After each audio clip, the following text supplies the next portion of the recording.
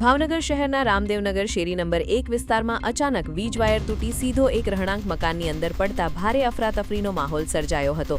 ઘટનાના સમયે ઘરના સભ્યો બપોરનો આરામ કરી રહ્યા હતા ત્યારે અચાનક જોરદાર અવાજ સાથે વીજ વાયર ઘરમાં પડતા પરિવારજનો ગભરાઈ ઉઠ્યા હતા। પ્રાથમિક માહિતી મુજબ વીજ વાયર પડતા ઘરમાં ચિંગારીઓ પણ ઉડી હતી, જેના કારણે આસપાસના લોકો પણ દોડી આવ્યા હતા। ઘટનાની જાણ થતાં સ્થાનિકોમાં ભયનો માહોલ જોવા મળ્યો હતો। સદનસીબે આ સમગ્ર ઘટનામાં કોઈ જાનહાનિ કે ઈજા થવા પામી નથી, નહીં તો મોટી દુર્ઘટના સર્જાઈ શકી હોત।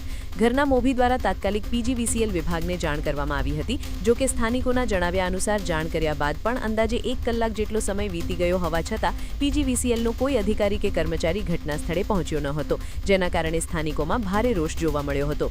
રહેવાસીઓએ જણાવ્યું હતું કે વિસ્તારમાં જૂના અને ઢીલા વાયર હોવાના કારણે અગાઉ પણ અકસ્માત સર્જાવાની ભીતિ વ્યક્ત કરવામાં આવી હતી, છતાં યોગ્ય કામગીરી કરવામાં આવી નથી। સ્થાનિકોએ પીજીવીસીએલ તંત્ર સામે બેદરકારીના આક્ષેપો કરી તાત્કાલિક વાયરિંગ અને વીજ વ્યવસ્થાની તપાસ કરી જરૂરી કાર્યવાહી કરવાની માંગ ઉઠાવી છે। કયા વિસ્તાર છે? રામદેવનગર છે, શેરી નંબર 1। શું બનાવ શું બન્યો? અહીં અમારે તાર તૂટી ગયો છે આ જુવારની લાઈનનો।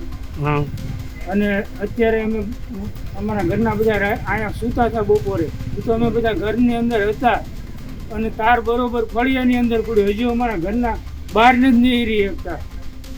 આવી છે પીજીવીસીએલ ને જાણ કરી તમે? જાણ તો કરી, અડધી પોણી કલાક થઈ પણ હજુ સાહેબ આવ્યા નથી કોઈ।